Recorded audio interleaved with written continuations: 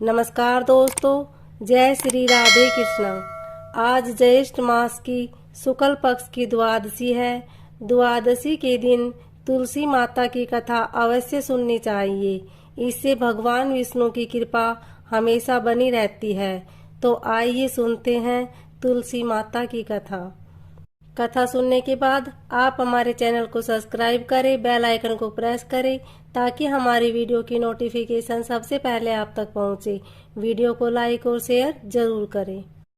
एक बार शिव ने अपने तेज को समुद्र में फेंक दिया था।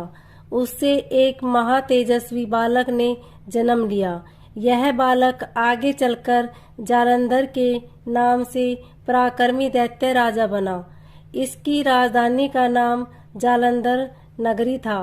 दैत्यराज कालनेमी की कन्या वृंदा का विवाह जालंधर से हुआ। जालंधर महाराक्षस था।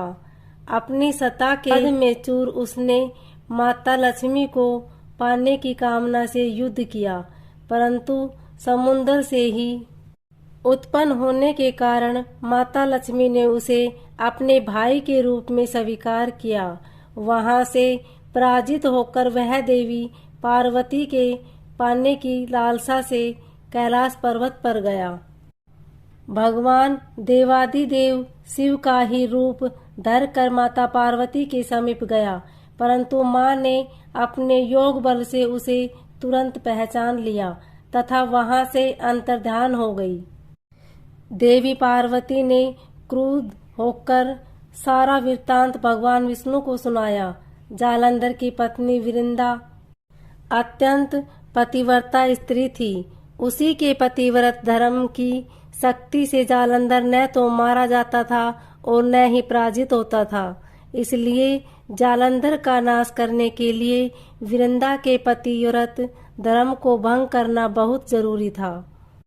इसी कारण भगवान विष्णु ऋषि का वेश धारण कर वन में जा पहुँचे, जहाँ वृंदा अकेली भ्रमण कर रही थी। भगवान के साथ दो मायावी राक्षस भी थे, जिन्हें देखकर वृंदा भयभीत हो गई। ऋषि ने वृंदा के सामने पल में दोनों को भस्म कर दिया। उनकी शक्ति देखकर वृंदा ने कैलाश पर्वत पर महादेव के साथ युद्ध कर रहे अपने पति जालंधर के बारे में पूछा। ऋषि ने अपने माया जाल से दो वानर प्रकट किए। एक वानर के हाथ में जालंधर का सिर था तथा दूसरे के हाथ में धड़। अपने पति की यह दशा देखकर वृंदा मूर्छित होकर गिर पड़ी।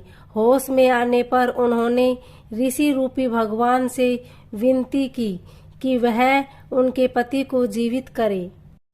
भगवान ने अपनी माया से पुनः जालंधर का सिर धड़ से जोड़ दिया, परंतु स्वयं भी वह उसी शरीर में प्रवेश कर गई।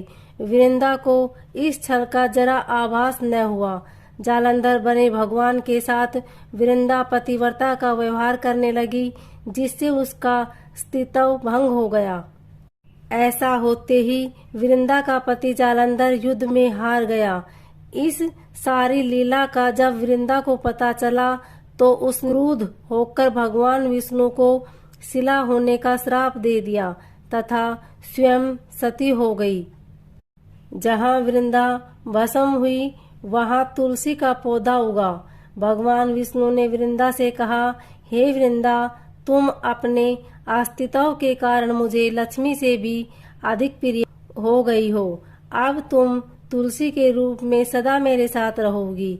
जो मनुष्य भी मेरे शालिग्राम रूप के साथ तुलसी का विवाह करेगा, उसे इस लोक और परलोक में विपुल यश प्राप्त होगा। जिस घर में तुलसी होती है वहाँ यम के दूत भी समय नहीं जा सकते। गंगा व नर्मदा के जल में स्नान तथा तुलसी का पूजन बराबर माना जाता है। चाहे मनुष्य कितना भी पापी क्यों न हो, मृत्यु के समय जिसके प्राण मंजीरी सहित तुलसी और गंगा जल मुख में रखकर निकल जाते हैं, वह पापों से मुक्त होकर वैकुंठ धाम को प्राप्त होता है। जो मनुष्य तुलसी व आंवलों की छाया में अपने पितरों का श्राद्ध करता है, उसके पितृ मोक्ष को प्राप्त हो जाते हैं। उसी दैत्य जालंधर की यह भूमि जलंधर नाम से विख्यात है।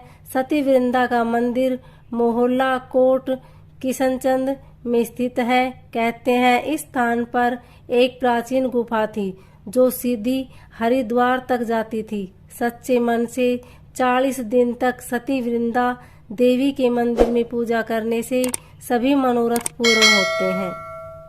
ओम नमो भगवते वासुदेवाय।